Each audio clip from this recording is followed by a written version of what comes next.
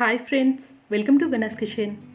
ఇవాల్టి వీడియోలో నోట్లో వేసుకుంటే వెన్నెలా కరిగిపోయే నేతి బొబ్బట్లని చాలా టేస్టీగా పర్ఫెక్ట్గా ఇంట్లోనే ఎలా ప్రిపేర్ చేసుకోవాలో ఈ వీడియోలో చూసేద్దామండి. వీటిని ప్రిపేర్ చేయడం కూడా చాలా ఈజీ. కొన్ని టిప్స్ పాటించి ఈ బొబ్బట్లు చేశారంటే బయట కొన్న వాటికంటే కూడా చాలా టేస్టీగా ఇంట్లోనే ప్రిపేర్ చేసుకోవచ్చు. మరి ఈ టేస్టీ నేతి బొబ్బట్లని ఎలా ప్రిపేర్ చేసుకోవాలో ఆ ప్రాసెస్ ఏంటో చూసేద్దాం. ముందుగా ఒక మిక్సింగ్ బౌల్ని తీసుకొని ఇందులోకి 1 కప్పు మైదా పిండిని వేసుకోండి. అలాగే 2 చిటికెళ్ళ ఉప్పు వేసి ఒకసారి కలుపుకోండి. తర్వాత ఇందులోకి కొద్దిగా నీళ్లు వేసుకుంటూ పిండిని బాగా కలుపుకోవాలి. మనం బొబ్బట్ల కోసం పిండి కలిపేటప్పుడు చపాతీ పిండిలాగా గట్టిగా కలుపుకోకూడదండి. కొంచెం పల్చగా ఈ వీడియోలో చూపిస్తున్న విధంగా కలుపుకోవాలి.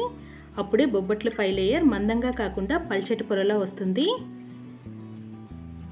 ఇప్పుడు ఇందులోకి 2 టేబుల్ స్పూన్ల నూనె కానీ లేదా కరిగించిన నెయ్యి కానీ వేసి కలుపుకోండి. ఇలా కలుపుకున్న తర్వాత ఇందులోకి ఇంకో 2 టేబుల్ స్పూన్ల నూనెను వేసుకోండి. నూనెలో పిండి ముద్ద మునిగేలా ఉండాలండి, లేదంటే పిండి నానేసరికి ఇది డ్రైగా అయిపోతుంది. ఇప్పుడు దీనిపైన మూత పెట్టుకుని 2 నుండి 3 గంటల సేపు నానబెట్టుకోవాలి. అప్పుడే బొబ్బట్లు సాఫ్ట్గా వస్తాయి. మనం చేతితో స్ప్రెడ్ చేసేటప్పుడు ఈజీగా స్ప్రెడ్ అవుతాయి. తర్వాత వేరొక బౌల్ తీసుకొని ఇందులోకి మనం ఏ కప్పుతో అయితే మైదా పిండి తీసుకున్నామో అదే కప్పుతో 1 కప్పు పచ్చిశనగపప్పు వేసుకోండి. ఇప్పుడు ఇందులోకి తగినన్ని నీళ్లు వేసి 1 గంట సేపు నానబెట్టండి. నానిన పప్పుని ఒకసారి క్లీన్ చేసి ఒక కుక్కర్లోకి వేసుకోండి.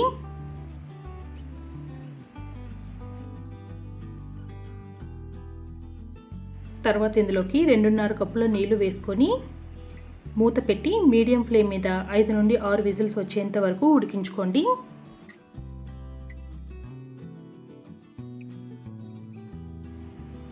ఐదు విజిల్స్ తర్వాత చల్లారిన పప్పుని ఇలా నలిపితే చూసారా మెత్తగా ఉడికింది.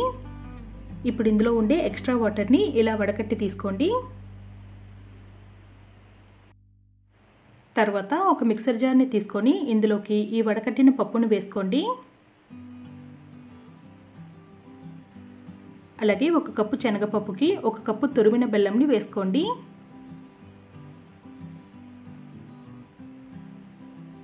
తర్వాత ఇందులోకి 3 యాలకులను వేసుకొని మూత పెట్టి నీళ్లు వేయకుండా మెత్తని పేస్ట్ లాగా చేసుకోండి.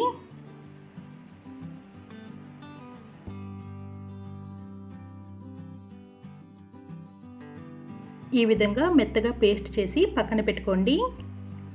ఇప్పుడు స్టవ్ మీద కడాయి పెట్టుకొని ఇందులోకి 1 టేబుల్ స్పూన్ నెయ్యిని వేసి కరిగించండి. నెయ్యి కరిగిన తర్వాత ఇందులోకి శనగపప్పు పేస్ట్ని వేసి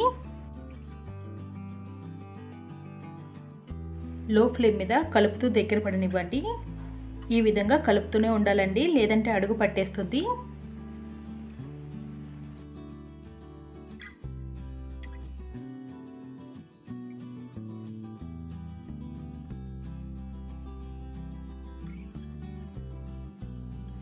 ఈ విధంగా ప్యాన్ నుండి సపరేట్ అయ్యేంత వరకు ఉడికించుకోవాలండి.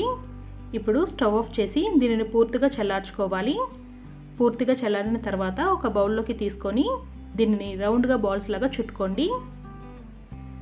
బొబ్బట్లు సైజును బట్టి బాల్స్ని చుట్టుకోండి. పెద్ద బొబ్బట్లు చేసుకోవాలి అనుకుంటే కొంచెం పెద్ద సైజులో, చిన్నవి అయితే కొంచెం చిన్న సైజులో బాల్స్ లాగా చుట్టుకోండి.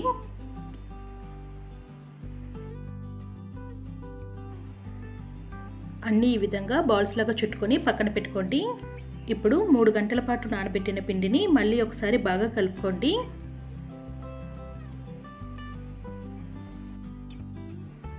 ఇప్పుడు ఇందులో నుండి మనం ఏ సైజు అయితే పూర్ణం తీసుకున్నామో అందులో సగం మాత్రమే పిండిని తీసుకొని ఈ విధంగా చేతితో స్ప్రెడ్ చేయండి. తర్వాత ఇందులోకి పూర్ణంని పెట్టి పిండితో కవర్ చేయండి. మనం పిండిని నానబెట్టడం వల్ల ఈజీగా స్ప్రెడ్ అవుతుందండి. చూసారు కదా, పూర్ణం ఏ సైజు అయితే తీసుకుంటామో అందులో సగం మాత్రమే పిండిని తీసుకోవాలి. అప్పుడే బొబ్బట్ల పై లేయర్ అన్నది సన్నగా వస్తుంది. ఇప్పుడు పైన ఉండే ఎక్స్ట్రా పార్ట్ని తీసేయండి. తర్వాత రౌండ్గా చుట్టుకొని దీనిని పక్కన పెట్టుకోండి. మరొకసారి పూర్ణంని ఎలా స్టఫ్ చేసుకోవాలో చూడండి.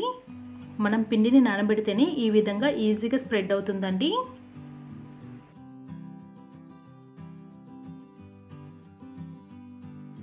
ఇలా చుట్టుకున్న ఈ బాల్స్ని ఏదైనా ప్లాస్టిక్ కవర్ కానీ లేదా బటర్ పేపర్ని కానీ తీసుకొని కొంచెం నూనె కానీ నెయ్యి కానీ అప్లై చేసి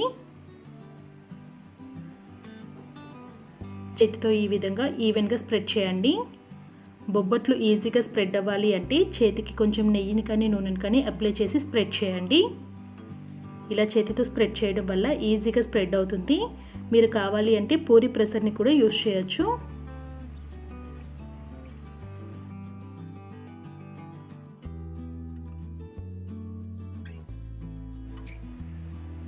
ఈ విధంగా ఈవెన్గా చక్కగా స్ప్రెడ్ చేసుకోవాలండి.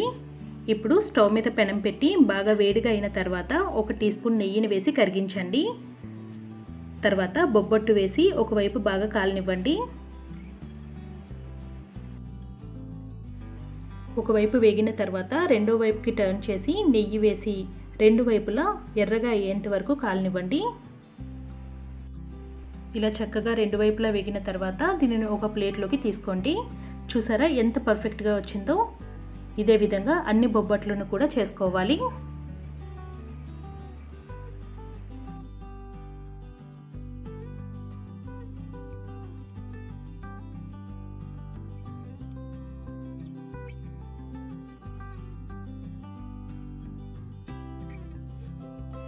ఈ బొబ్బట్లు మనకు 4 నుండి 5 రోజుల వరకు నిల్వ ఉంటాయండి. మనం శనగపప్పు పూర్ణంని స్టవ్ మీద పెట్టి దగ్గర పడేంత వరకు మగ్గించాం కదా, ఇవి త్వరగా పాడవ్వండి. అంతే అండి, ఎంతో టేస్టీగా ఉండే నేతి బొబ్బట్లు రెడీ. వీటిని నోట్లో వేసుకుంటే ఇట్టే అలా కరిగిపోతాయండి. మీరు కూడా తప్పకుండా ఇంట్లో ట్రై చేసి మీకు ఎలా కుదిరింది అన్నది మీ అమూల్యమైన ఫీడ్బ్యాక్ని మాతో కామెంట్స్లో తెలియజేయండి. మీకు కనుక ఈ వీడియో నచ్చినట్టయితే ప్లీజ్ లైక్ చేసి షేర్ చేయండి. మరిన్ని టేస్టీ రెసిపీస్ కోసం గనాస్ కిచెన్ ఛానల్ని సబ్స్క్రైబ్ చేసి పక్కనే ఉన్న గంట సింబల్ని యాక్టివేట్ చేసుకోండి. దీనివల్ల మేము పెట్టే లేటెస్ట్ వీడియోస్ అన్నీ మీకు నోటిఫికేషన్గా వచ్చేస్తాయి. Thank you for watching this video.